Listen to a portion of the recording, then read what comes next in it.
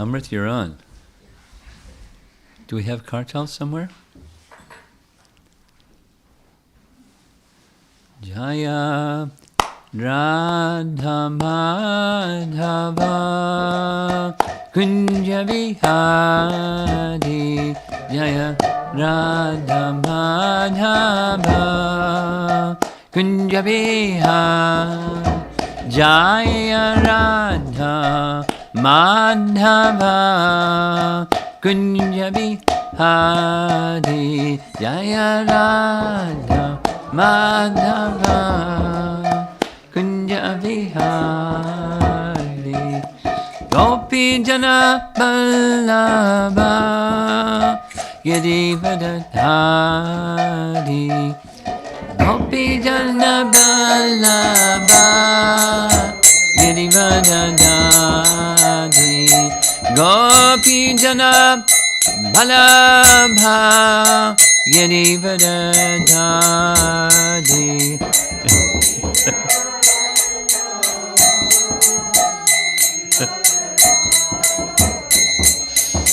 Jasodanandana Brajajanaranjana Nandana Brajajana Jasodanandana Brajajanaranjana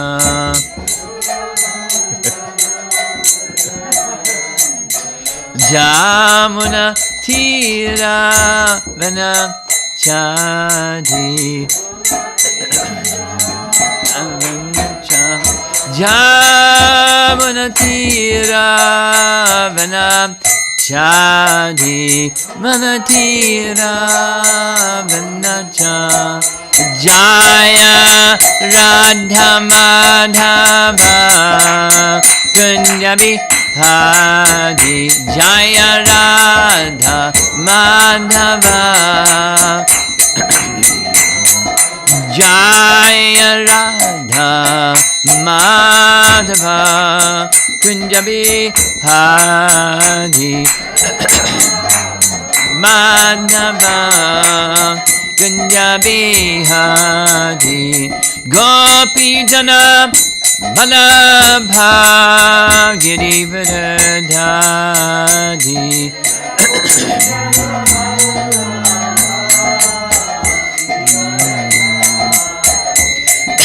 Gopi Jana Ballabha Girivadhari Ballabha Girivadhari Jasodanandana Brajajanaranjana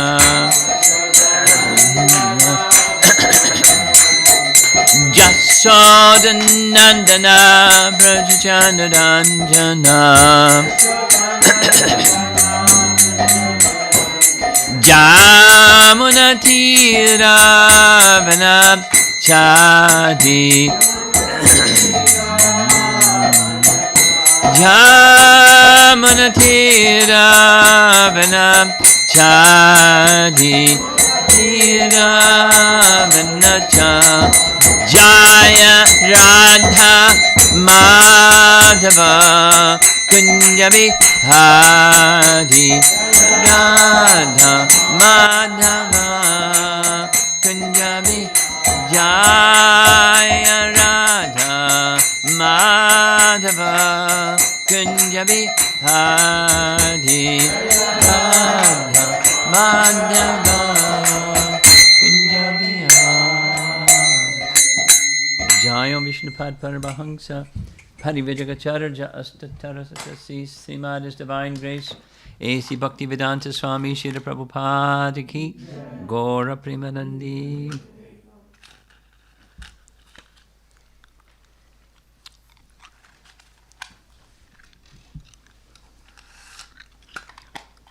This evening should be very interesting. Why? Because it's a combination of rasa and tattva. The Govardhan Parikrama was primarily rasa. And in the early part, the early first 30 verses of chapter 14, it's kind of tough going tattva, truth about Krishna from Brahma. Canto 10, chapter 14, the first 40 verses is prayers of Brahma. So first 30 verses is really intense, important, tough going a little bit, tattva, truths about Krishna in various ways. Then the next 10 verses is how fortunate are the residents of Vrindavan. It's rasa. And then Brahma departs. Krishna doesn't say anything. He's giving confirmation Brahma can go back to Brahmaloka and continue his service. So he goes, he circumambulates Krishna 3 times and returns. Krishna then goes and gets the calves, because remember, he's 5 years old at this time. So he went to look for the calves, and he brings the calves to where the cowherd boys are sitting and having lunch. 1 year later, and they grew 1 year, but they hadn't eaten. They hadn't even eaten a mouthful, one bite. And Krishna still had his yogurt rice in his hand, left hand, because he eats with his right hand. And Krishna's really happy, because he hasn't been with the cowherd boys for a whole year. A whole year. And the cowherd boys, they can't bear his separation for a moment, and Krishna's same. When the cowherd boys entered into the mouth of the Aghasura demon, which was chapter 12, Krishna momentarily became influenced by his own Yogamaya potency. This is a rasa subject, where he was amazed at his own Yogamaya potency and what she did to allow the cowherd boys to not heed his own desire that they not enter the mouth of Aghasura, and they entered the mouth of Aghasura. Wait a minute, Supreme the phrase is Satya Sankalpa Shakti. This is tattva. Satya Sankalpa means you just desire something and voila.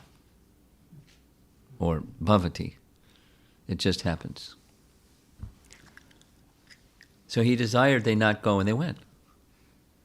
He was amazed. And he was also feeling a wonderful spiritual emotion. How will the cowherd boys bear separation from me? It's described, the cowherd boys were so attached to Krishna that when they were going through a forest and there was a tree in between Krishna and them, they panicked because for that moment that they couldn't see Krishna, they were feeling separation like the gopis. They had intense affection for Krishna like the gopis, just in a different rasa. Intense affection. Intense affection.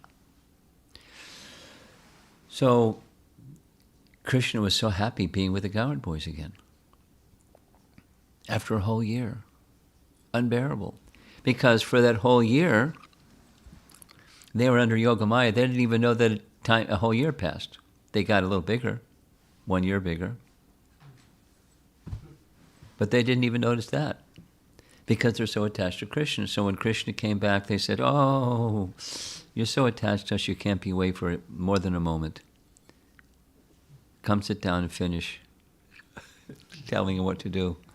So he sat down, they had lunch. And after having lunch, they went back to Vrindavan. And as they were going back to Vrindavan, they were doing the same thing that they did on their way from Vrindavan, which was playing. This word mitra, I came across a very nice explanation of the word mitra. There's sakhas, so that says friendship, but mitra, especially, it's all the residents of Vrindavan had this mitra, that is a playful exchange with Krishna, intimate, whatever the rasa, very intimate, friendly exchange. And when they got back to Vrindavan,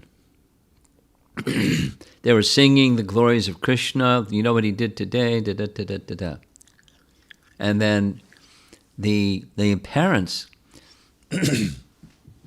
particularly the mothers, are mentioned, that they felt such great joy, that greater joy than they had felt ever before. And so the section that we're discussing is Maharaj Parikshit asks Shukadeva Goswami a question. He's astonished. How is it that they have more affection for Krishna than for their son? And it goes in 3 steps. Before the Brahma Vimohan Leela, they desired to have Krishna as their son because they found that they had more affection for Krishna than their son, which doesn't happen in the material world. And then the Brahma Vimohan Leela, they had more affection for Krishna as their son because it was affection for Krishna plus their son. And then afterwards, the Brahma Vimohan Leela is over. Now it's their sons again, not Krishna as their son. And they have more affection for Krishna than the other 2 times. So how's that? and one answer that's given at the very beginning by our acharyas is very sweet. This is the rasa part. Krishna was so happy being again with the calves and the cowherd boys that he was so radiantly joyful they felt more joyful than ever before. So it's not just the cowherd boys feel joy, Krishna feels joy. Not just the gopis feel happiness, Krishna feels happiness. It's not just Mother Jasoda and Nanda feel happiness, Krishna feels happiness. His happiness exceeds their happiness. So, in response to that question, we heard about, 4 or 5 verses that's like lots of heavy philosophy again. The heavy philosophy about I and mine. So if one thinks in terms of the body as the self, then one thinks of mind in terms of extensions of the body, like family and paraphernalia and home and stuff. That's in the mind category. So Shukadeva Goswami has been explaining the basis and support of even attachment to stuff that's mind is me, or the Atma.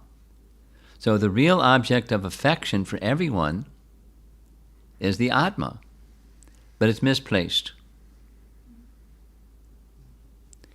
Then he speaks about those that aren't of that disposition of thinking of the body as the self, they understand the Atma. Then the object of affection is the Atma. And then where the whole thing is going is, Krishna is the basis of all Atmas. And so the affection of the mothers towards Krishna is because Krishna is the object of affection. And they, for those that are not awakened to that stage of rasa, then they're attached to other things. And then comes, so now here's the philosophy and the rasa part, mixing.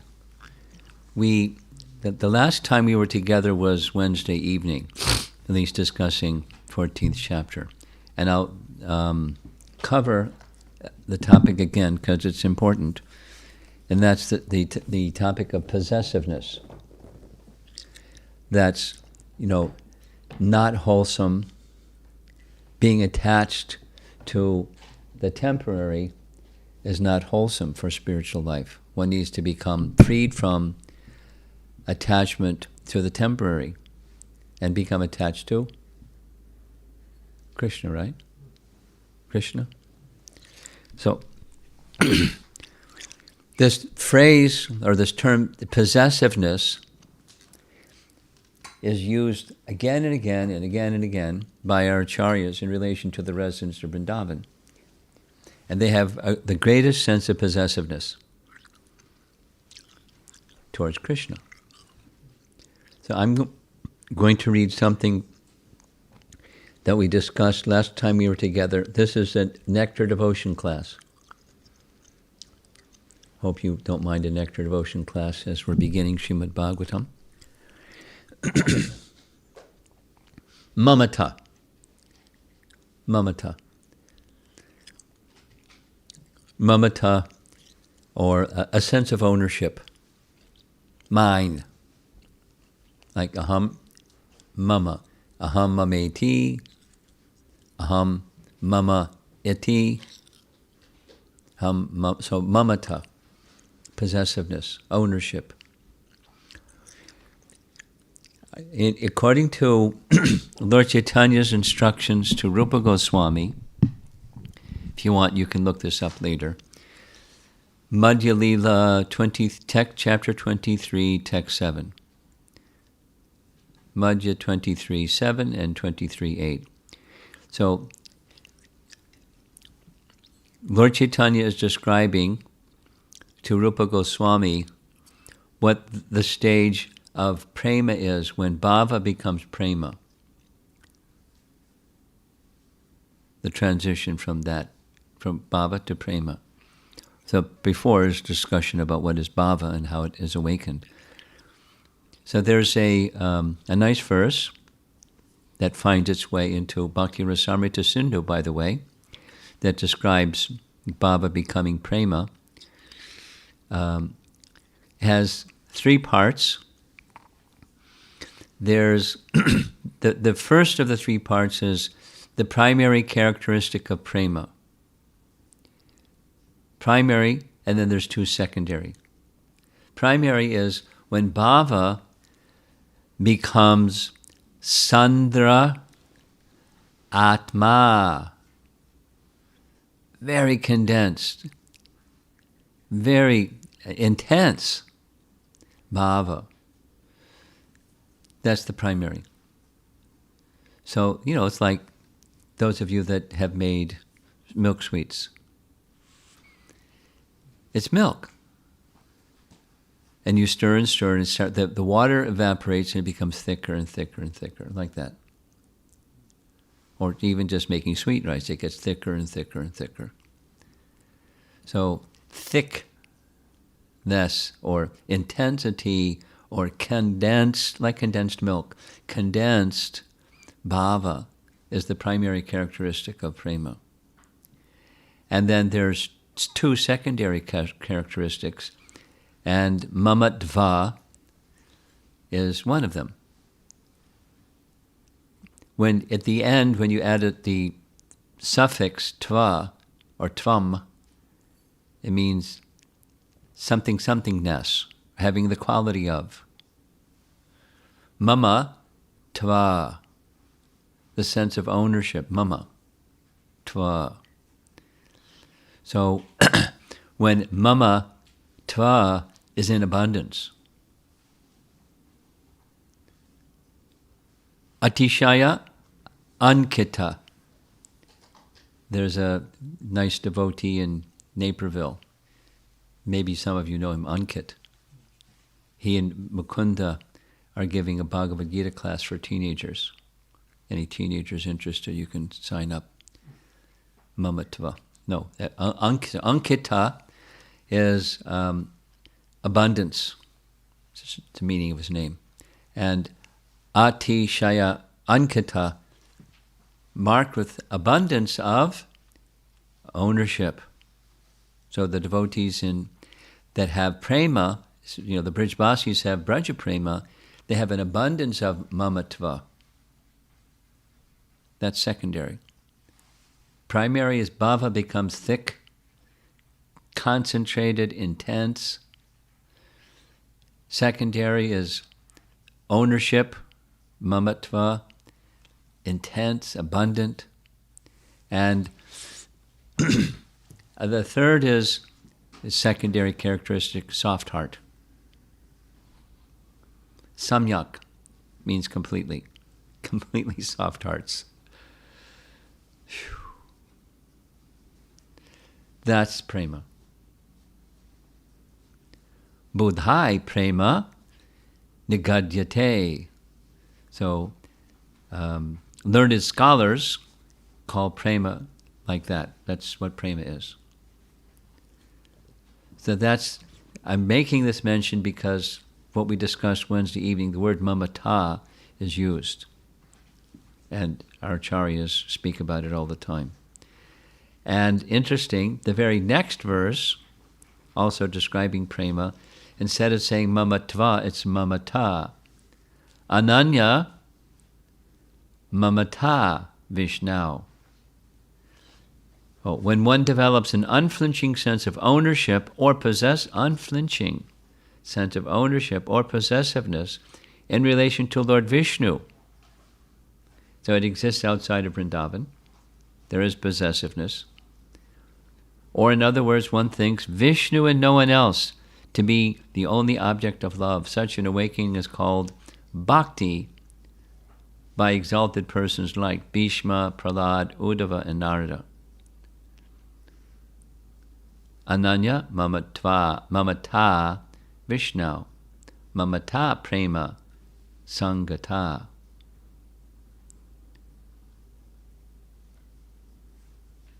So it's very prominent. The primary is bhava becomes thicker, concentrated, intense, but this possessiveness is also extreme, strong. That's prema. That verse that I just read is quoted from Narada Pancharatra. And here's another reference which we discussed last time we were together. But this is Ramananda Roy in his talks with Chaitanya Mahaprabhu.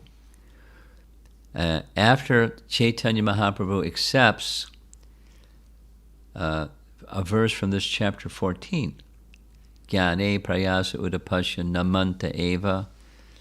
So 10.14.3, when Lord Chaitanya is asking Ramananda Roy, what's the goal of life and how to achieve it? That's the verse he accepts. Dedication, complete dedication to the topics about Krishna. Lord Chaitanya says, yes, that's it. Now go further. And in the further, spontaneous loving service, this is Ramananda Roy speaking, and then he quotes this verse that we just read. Spontaneous loving service to the Lord is called devotional service, with an intimate attachment between the servitor and the served. This intimacy is called mamata. So the residents of Vrindavan have this mamata, intimacy. Intense affection. Between the servitor and the served, there's a feeling of oneness.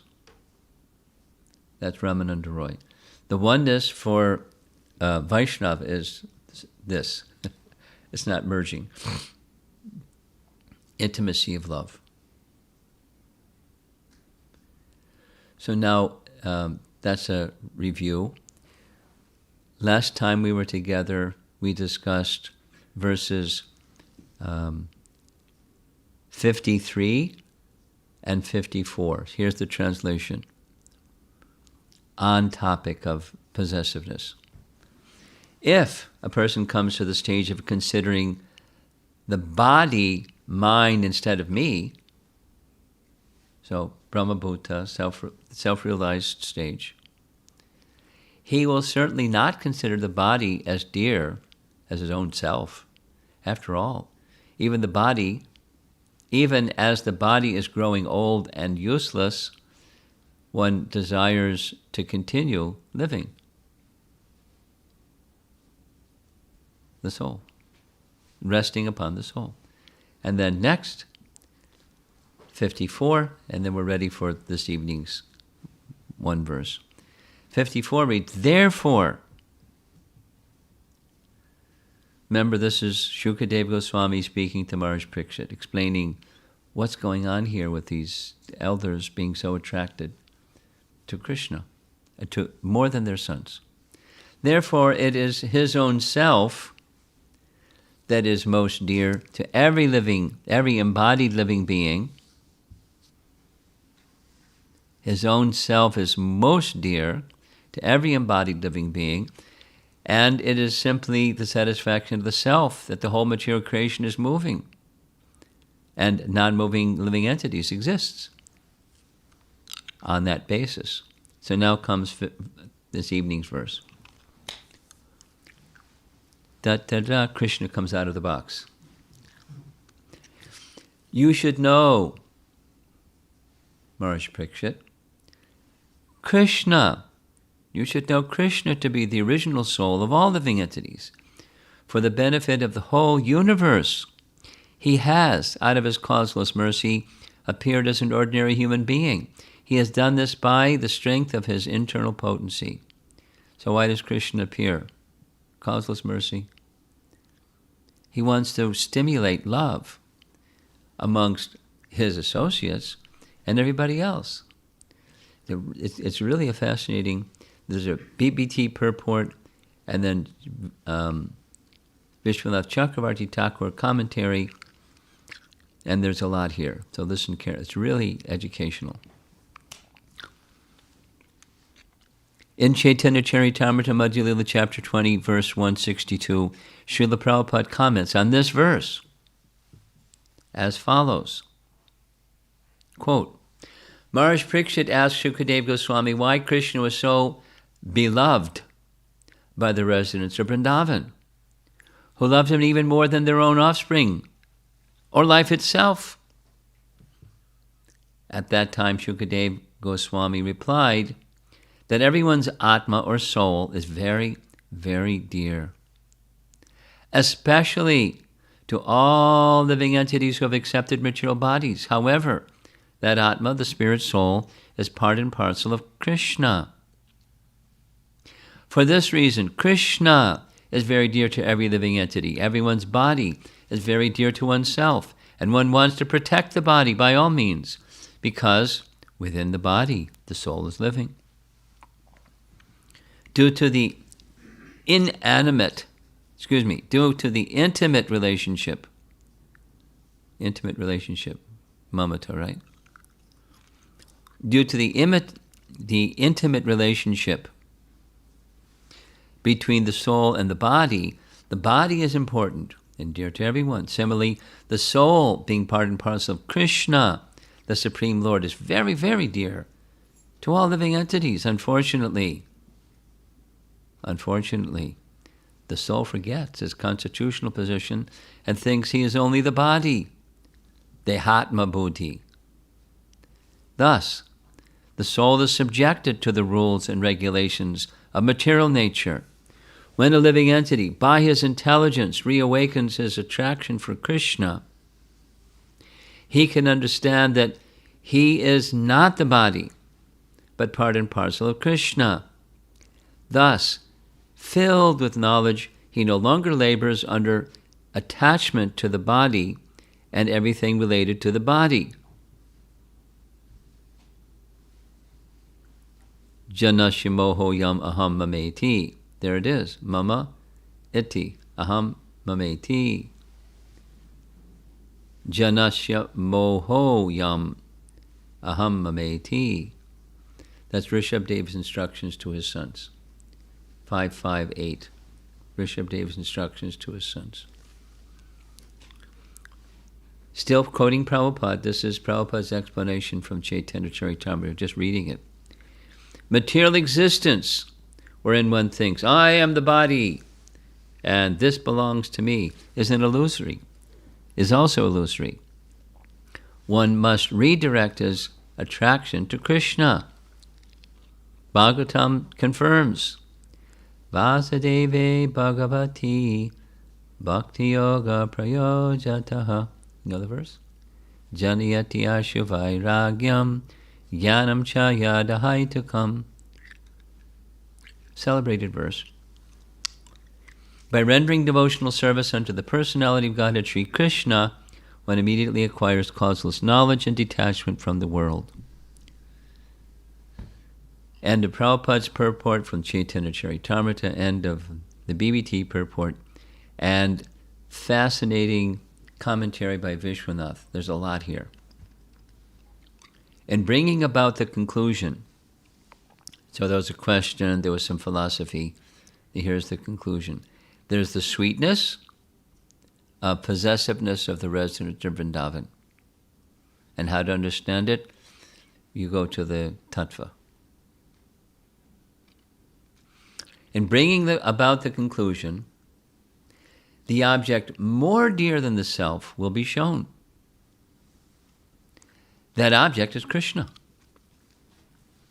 Krishna is the soul of the universe and the soul of all souls, just as sons are dear out of consideration of one's own body, and just as body is dear out of consideration of one's own soul. So the soul is dear out of consideration of the Paramatma, and Paramatma's perfection is Krishna.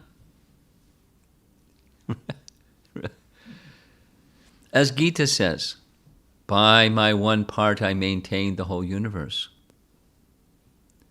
As Krishna is the most dear object for the gopis, that's the elder gopis, he is more dear than their own sons. This is the conclusion. Question. The souls do not have bhakti, and their knowledge is covered by Maya, but Krishna is revealed only by bhakti. Then how is it possible for the souls covered by Maya to realize him? Answer. They cannot do this by showing affection to their children, but because the inhabitants of Braja were beyond Maya and full of bhakti, they had direct realization of Krishna. It was natural that they should show more affection for Krishna than their own sons. When the Lord appears in the world for the benefit of the souls, it's not just his devotees, it's everybody else too. The ignorant think he has a material body like their own, a body created by Maya. But that is only an appearance, not the fact. Madhusudana Saraswati also describes this. Well, I'll come back to reading. Just want to say something about Madhusudana Saraswati. Madhusudana Saraswati was an acharya in the line of Madhvacharya. And he, Madhusudana Saraswati, wrote a book that turned the followers of Shankaracharya upside down. It's something, English is something like the nectar of logic. Because the Shrutis are explained in Vedanta Sutra. There's Shruti Praman, Shabda Praman, and this other phrase. Huh? No. It's logic. Anyway, the Vedanta Sutra is a logical composition of explaining the Shrutis. I forget the term. So there's different interpretations of Vedanta, and Shankara has his. And he established XYZ through his teachings, which Madhvacharya disagreed with and has another set of teachings, Dvaitavad, instead of absolute monism, Shuddha Dvaita. Not Shuddha Dvaita. Kevala Advaita. Kevala Advaita. Absolute monism. So, some generations passed, and Madhusudana Saraswati wrote a book that defeated, it so strongly countered the logic of Shankaracharya that it took another Acharya to change Shankaracharya's some of the essential elements of his teachings to refute Madhusudana Saraswati's book. It was the first where there was a direct, his writing was so powerful that even more than Madhva's, it caused the Shankaracharya followers to have to change some fundamental teachings or propositions. Very, very significant personality, Madhusudana Saraswati.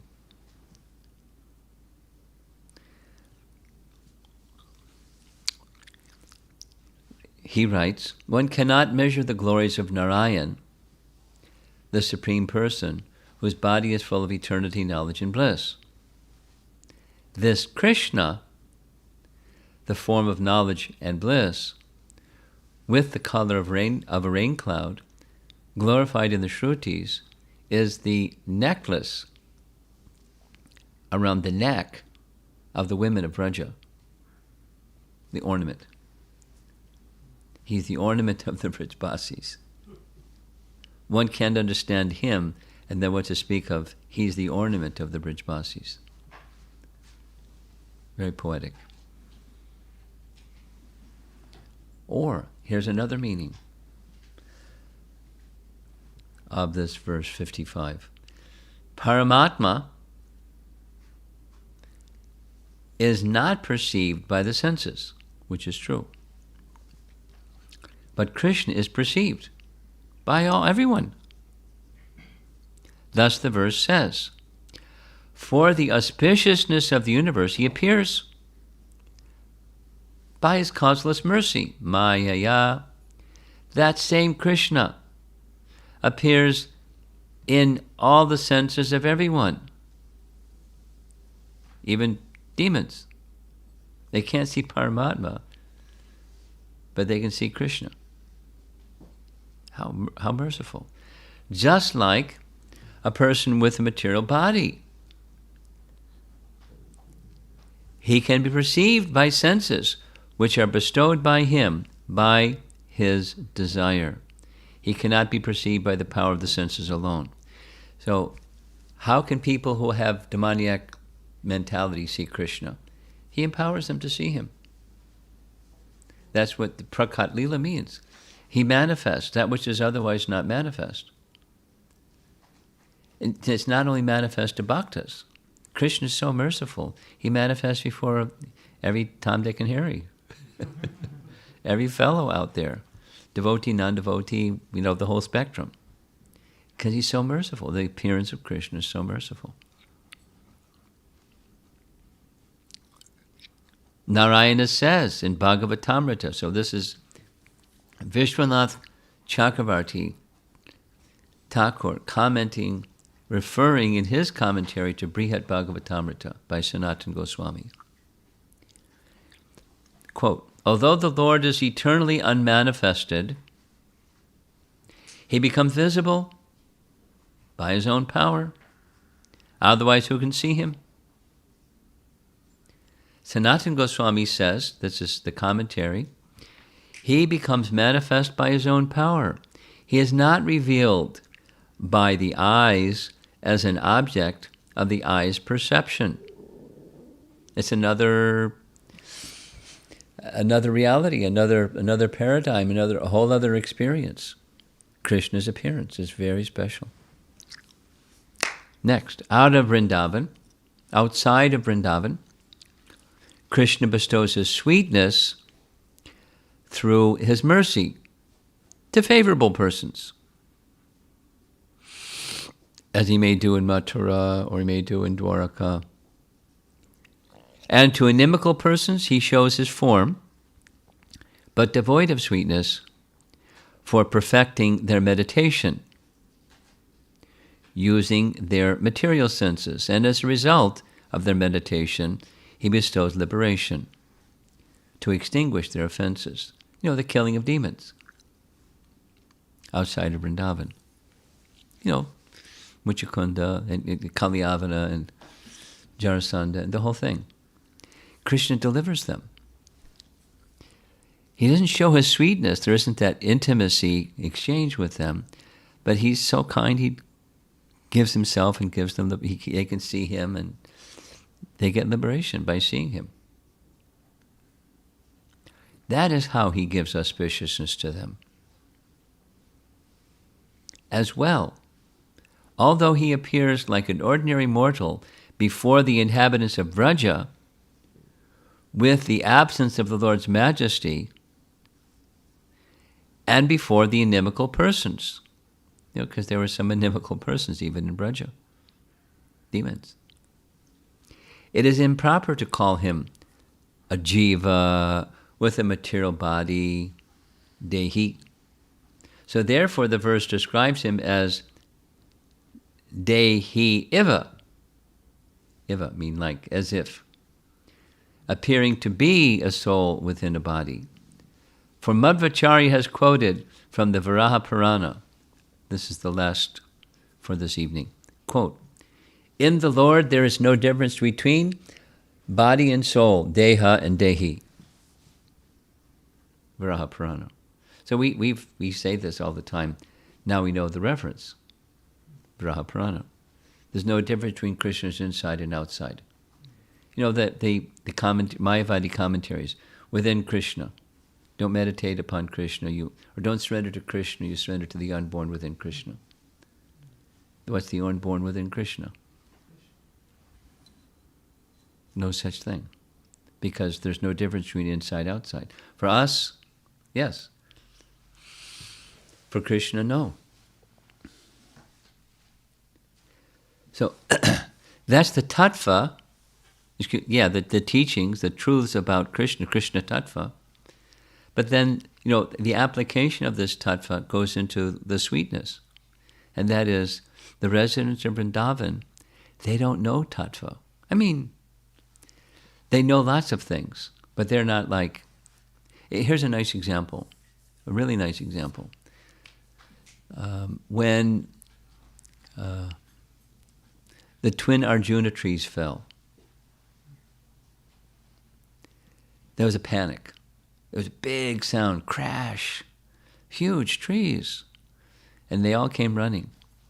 And they didn't know what was the cause, but they wanted to invoke auspiciousness.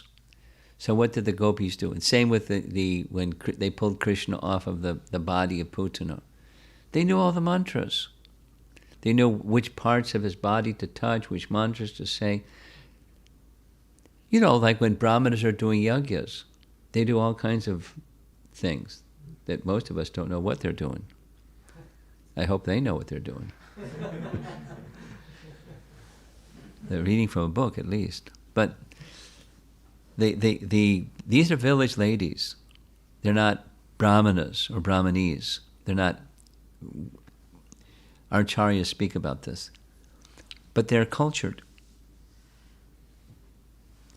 And they know how to do rituals and how to do things, how to invoke auspiciousness when there's something at risk.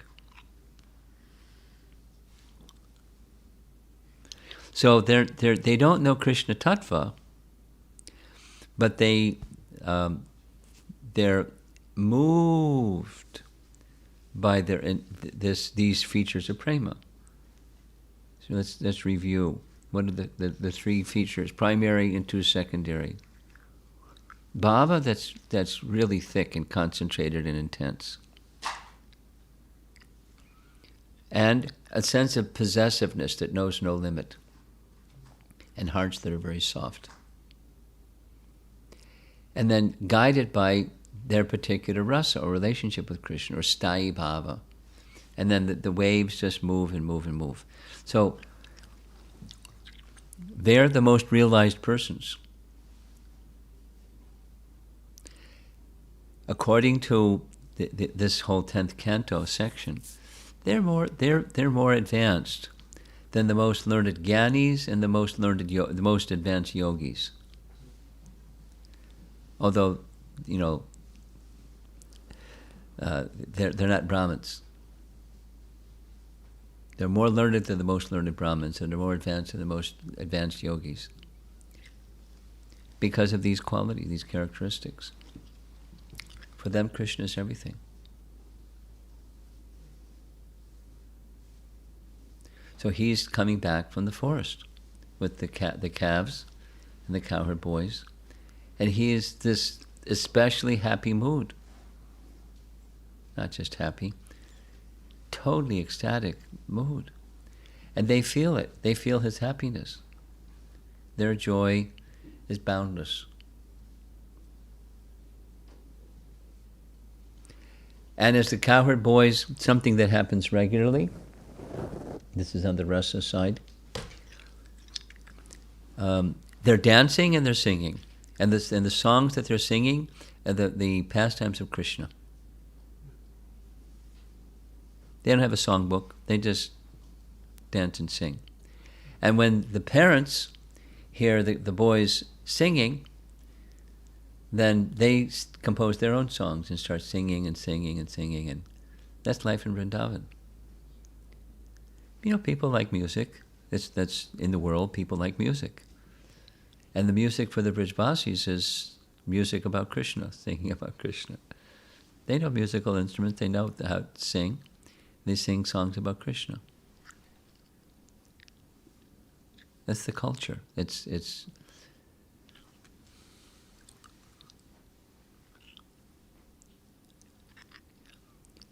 a little sharing, and then I'm going to end.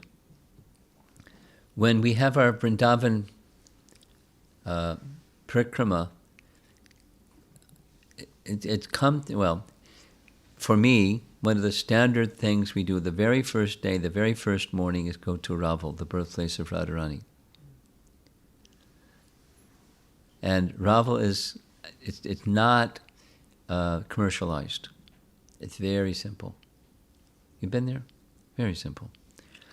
So the buses take forever to get there, and I go at the same time the buses depart, so I get there quickly, and in a little car. And so I like to, early morning, it's still, the light has just come, and there's still a little fog in the air. So at the time that we usually go, it's Kartik month, and it's harvest time. So off in the fields, there's the villagers, the Vaishya families, harvesting the wheat. And it's a festival. Harvesting the wheat is not like a chore, we got to go to work. There's maybe 25 or so, 30 people out there, and they're cutting the stalks of wheat, and they're thrashing the wheat and going around in a circle. And I don't know their language, but they're singing songs of Krishna, going around and thrashing, and it looks like fun. And you can hear it. I don't hear musical instruments, just their voices. But they're singing songs of Krishna's pastimes. And they're happy. They're happy. They don't have, mobile phones and computers and, all these things that we have going on right now. Like camera and video conferencing, and they don't have that, and they're happy. We're trying to become happy. So it doesn't mean get rid of your stuff. It just means become attached to Krishna as you're using stuff. to become attached to Krishna. And it's the challenge is if you don't have it, and the challenge is if you have it. But the principle of connecting with Krishna is the same as this 10:14:3. Tan mukaritam bhavadiya varatan. Tanuvan manogvir. The dedication of body, mind, and words to the topics of Krishna, which is what we're doing.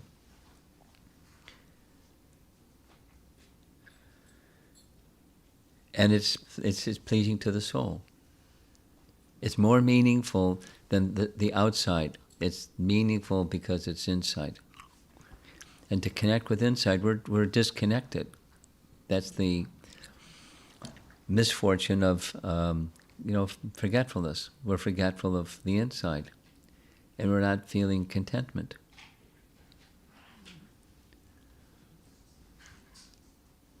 And there's a lot of lonely people out there, and disconnected with themselves, from themselves, and from others, and so on. So the process of bhakti is to restore that inner connection,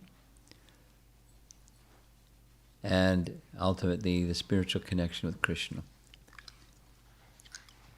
And carry on being connected. The means is there. So let's see if there's some discussion. We have a few people in the room. It's over your left shoulder.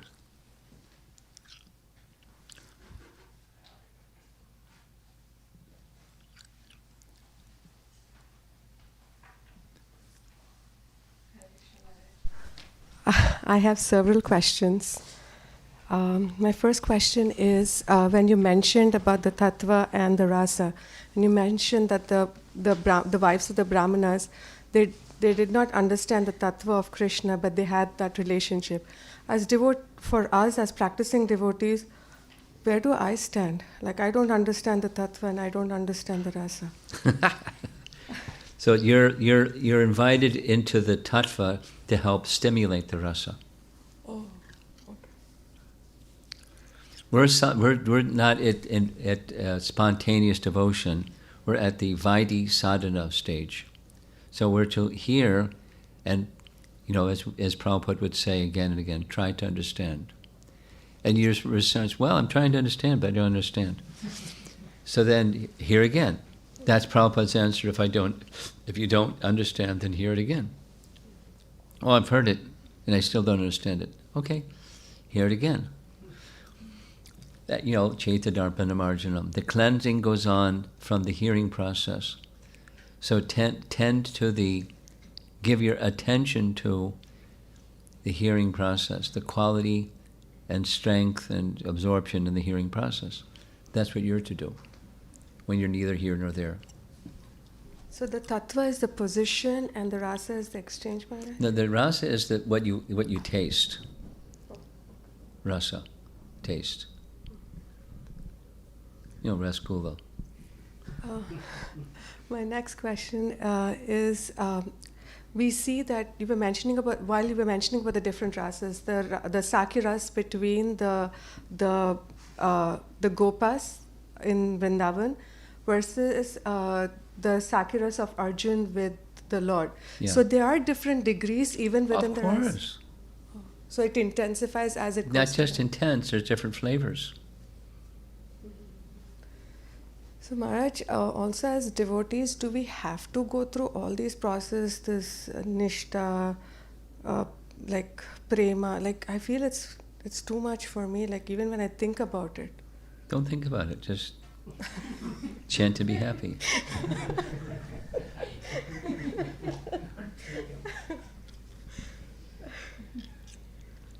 It's there to help us. In the language of nectar devotion, Prabhupada says it helps us get a foothold. Because there's a height to reach, and foothold helps you reach higher places. And if you don't understand everything, that's quite okay. Just keep hearing it with faith.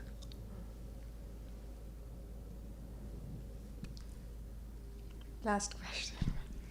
So we hear that when the Lord kills the demons, right? So they get delivered. That means they go to the Brahma Jyoti. It depends. Oh. Putana went to spirit, That was my next question. So so it depends. so there she got purified there? When you're Krishna, you can do whatever you want. He's not bound by somebody else's rules. You can't do this, he can only do that. That's not Krishna. Now, his inspiration may have some reason, some contemplation behind it, but it's not bound by rules. So just allow, an unfettered by rules Krishna, and then he can do what he likes.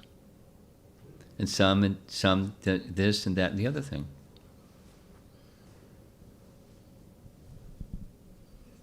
I was just reading this evening a reference to Muchukunda. Krishna said to Muchukunda. Now Muchukunda was a pure devotee. But because he had not seen Krishna and he was in a mood of anger, he couldn't recognize Krishna. Then he asked, "Who are you?" Krishna told him, "Oh, you're my worshipable Lord." And then Krishna said something, you have to take additional births because in the course of your life as a Kshatriya, you killed animals, for purposes of hunting, for sharpening skills. So you're going to have to take birth again. Now, Krishna couldn't have delivered him. He's not bound by any rules. Rules of dharma and karma and so forth, he's not bound by. But that was what he said to Muchukunda. Wait a minute. He's a devotee and, he sent some others to the spiritual world and Muchukunda's got to hang around.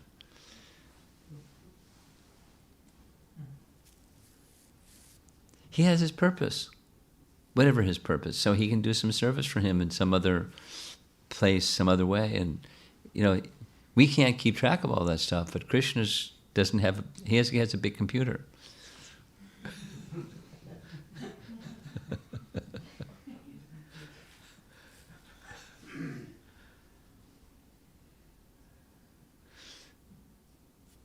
Dhruva he didn't take back right away either. He had to stay for 36,000 years and rule Earth, and had a problem when his stepbrother was killed and so forth. So he had some purposes.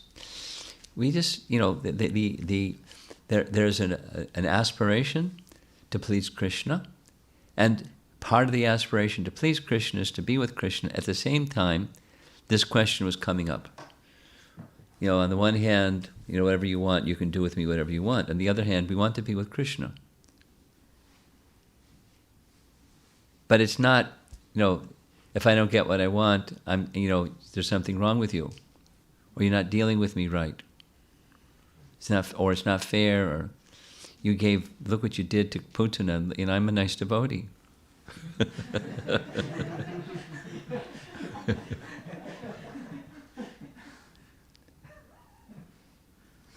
Okay. So just stay with sadhana bhakti.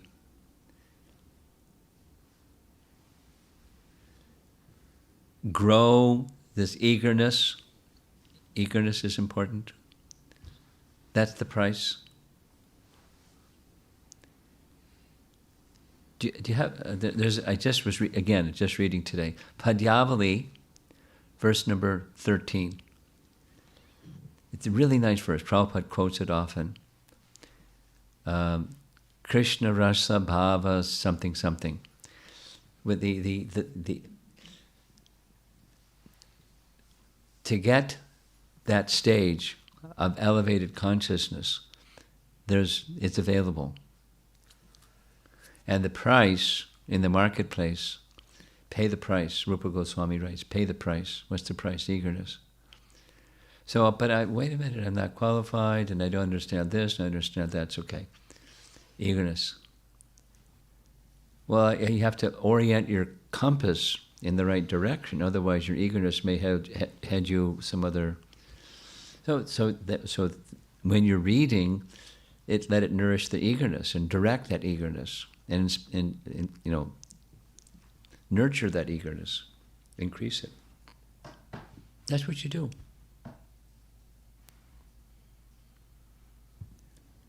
That's it, right? Okay. Anything else in the room?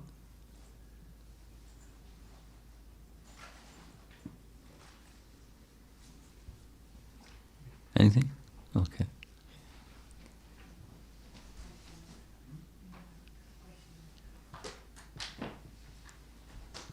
Hare Krishna. Thank you. I was discussing with one of my friend about how it all began. How it all began. In the a Hare sense, Krishna movement or the material world? material world or even Krishna to the fact. So I tried to explain him to the best of my ability and understanding, but I just wanted to, get your opinion, verify it from you. So we are eternal, as Krishna is eternal. We are eternal part and parcel of Krishna, and there is no concept of time in the spiritual world. Correct. So how did it all begin? How did we end up being here? And oh boy. And my understanding, what Srila Prabhupada says is that we decided, Krishna Bahirmukha, we decided to stay or take our attention from Krishna when we were with Krishna or in spiritual world. I'm going to hit a button. That's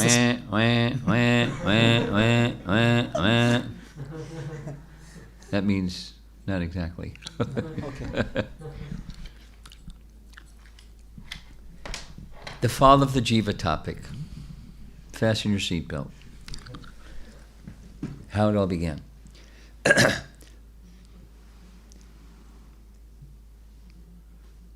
Bhaktivinoda Thakur writes, this is 1896, the year of Prabhupada's birth. He sent to the universities around the world Sri Chaitanya, his life and precepts. So in the precept section, this is written. Do not ask the misleading question. When the living entities were created, or when the living entities were enthralled.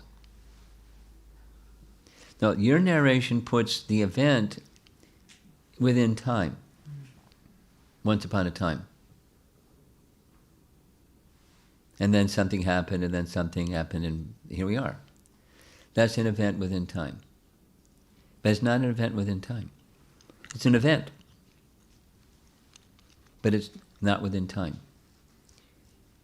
What my language is, it's an ontological, not a chronological. The ontological event that's not within time is misuse of free will.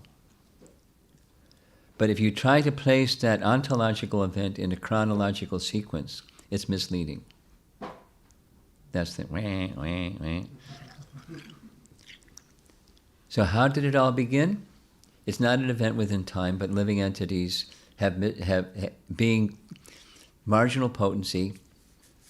We have qualities like Krishna. One of them is we have capacity for free will. Tiny compared to Krishna, but capacity. And misuse of free will is that which brings about, but be very cautious about not placing that within event, as an event within time. Now, to explain what I just said to a friend, it's going to bounce. What are you talking about?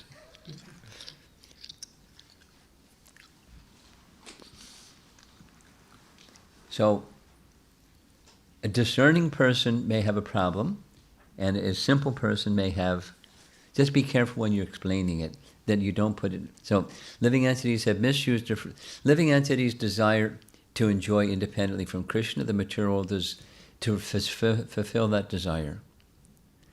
And built within it is there two things. That's, the why is two things. The what is this. The why is to give living entities the opportunity to try to fulfill Mission Impossible, enjoying it separately, or lording it over God's energy. It's not possible. He's the Lord, we're not the Lord. We're criminals. But so it's to correct that criminal mentality. That's the other part.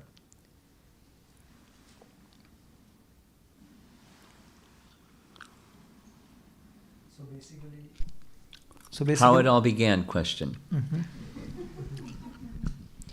The creation is cyclical. It's not a one-time event. That's another very important part. Again, creation, maintenance, annihilation, resting. So it's a cyclical dynamic. Time moves in cycles here. Time doesn't change there. So we enter into this time is moving in cycles, not when, but by the agency of misuse of free will trying to be a competitor to God. And it's very simple. You just, in principle, is let go of that being the competitor of God's spirit and being the servant of God instead. Therefore, our principal teaching is servant. Oh, I don't want to be anybody's servant. That's demeaning. But that's our position. You may not, you like it or don't like it. That's what our position is. And here's some explanation of why it's our position. So you move away from the topic of how did it begin to how do we get back to Godhead. Makes it sound like, once upon a time. And now some time passes and we're going to go back. Sound like an event within time. But it's an ontological event, it's not a chronological event. What is ontological? Ontology means the science of being, or what is, knowing what is. You can look it up in the dictionary later. It's a nice word. I like words that you don't know what they mean, because then you have to reorient yourself. It's like Sanskrit. I don't know, and then you have to you use it and see it used in different ways, and you get a sense of what it means.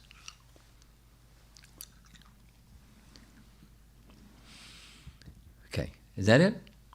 Yes, Maharaj. Okay. So I actually gave an analogy or similar question was asked to His Holiness Radha Govind Maharaj once, and he answered it in Hindi very nicely, that if there was a fire in the house, you will not look for the cause of the fire while the fire is going on. The Yes. thing what you do is to take off the fire first, Yes. and then do the analysis. So right now you are in Bhava Roga. Right now you are in this body, and try to get back rather Good than worry answer. about how did you get in here.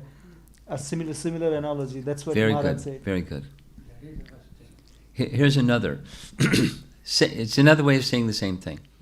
The Vedas don't have Shastra Praman or Shruti Praman about how did it all begin. There's lots about how you get out.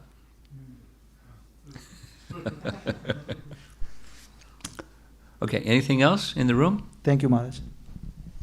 Otherwise, we're going online. We're going online. Nothing online. Okay. Srila Prabhupada ki jai.